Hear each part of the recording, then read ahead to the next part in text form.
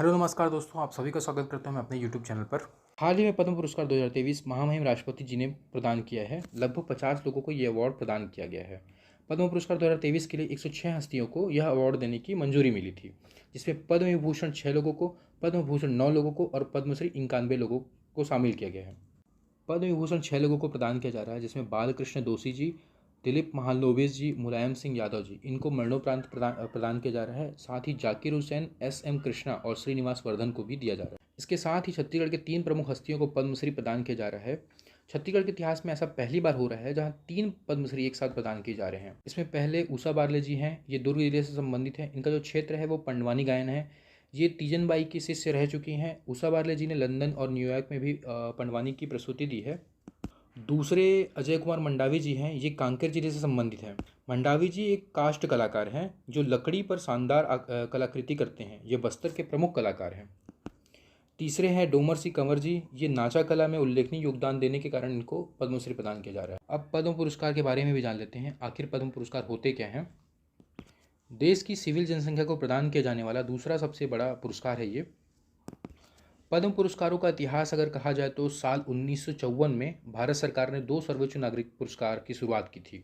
एक जिसमें एक भारत रत्न थे, दूसरा पद्म पुरस्कार थे। पद्म पुरस्कार को 3 भागों में बांटा गया था, पद्म विभूषण, पद्म भूषण और पद्मश्री। अब जान लेते हैं कि इसकी घोषणा कब की जाती है। तो 26 जनवरी जो कि गणतंत्र दिवस होता है, उसकी पूर्व संध्या को इसकी घोषणा की जाती है। और दिया कब जाता है तो मार्च अप्रैल के माह में राष्ट्रपति द्वारा राष्ट्रपति भवन में एक विशेष समारोह आयोजित करके इसे प्रदान किया जाता है। क्यों दिए जाते हैं तो पहला पद्म विभूषण है जो असाधारण और विशिष्ट सेवा के लिए दिया जाता है। पद्म भूषण उच्च कोटि की विशिष्ट सेवा के लिए दिया जाता है और पद्मश्री विशिष्ट सेवा के लिए दिया जाता है। कैसे दिया जाता है और कौन तय करता है। पद्म पुरस्कार के विजेताओं के नाम पद्म अवार्ड कमेटी तय करती हैं। इस कमेटी के सदस्य के नाम हर साल प्रधानमंत्री द्वारा तय किए जाते हैं। कमेटी की अध्यक्षता मंत्रिमंडल के सचिव करते हैं और सदस्य इसमें गृह सचिव होते हैं, राष्ट्रपति के सचिव होते हैं और 4 से 6 अन्य सम्मिलित लोग सदस्य होते हैं। पुरस्कार प्राप्त करने के लिए नॉमिनेशन प्रोसेस होता है। अच्छी बात यह है कि इसमें आप खुद सेल्फ नॉमिनेशन कर सकते हैं। नॉमिनेशन 1 से 15 सितंबर के बीच मंगवाए जाते हैं। सभी नॉमिनेशन कमेटी के समक्ष रखे जाते हैं जो उस नॉमिनेशन में विजेता के नाम चुनते हैं। लेकिन इससे पहले उनका पूरा वेरिफिकेशन किया जाता है। उनकी जीवन की उपलब्धि और उनके सामाजिक विकास में योगदान को आधार बनाकर चुना जाता है। किसे मिल सकता है और किसे नहीं मिल सकता। इस पुरस्कार के लिए नस्ल, लिंग, हैसियत, व्यवसाय को आधार नहीं माना गया है, बल्कि किसी भी गतिविधि या क्षेत्र में अद्भुत या विशिष्ट उपलब्धि को आधार माना गया है। कुछ विशेष क्षेत्र हैं जैसे कला, सामाजिक कार्य, public affair, science and technology, engineering, व्यवसाय या उद्योग, ट्रेड एंड इंडस्ट्री, मेडिसिन, साहित्य, शिक्षा या सिविल सेवा, स्पोर्ट्स और अन्य क्षेत्र को शामिल किया गया है। इसमें PSUs में काम करने वाले सरकारी कर्मचारी को शामिल नहीं किया गया है। कब कब नहीं दिया गया है। यूँ तो पद्म पुरस्कार हर वर्ष दिए जाते हैं, किंतु 1978, 1979, 1993 और 1997 को ये अवार्ड नहीं दिए गए थे। कुछ विशेष कारणों से नहीं दिए गए थे। अब जान लेते हैं कि तीनों अवार्ड में क्या अंतर है।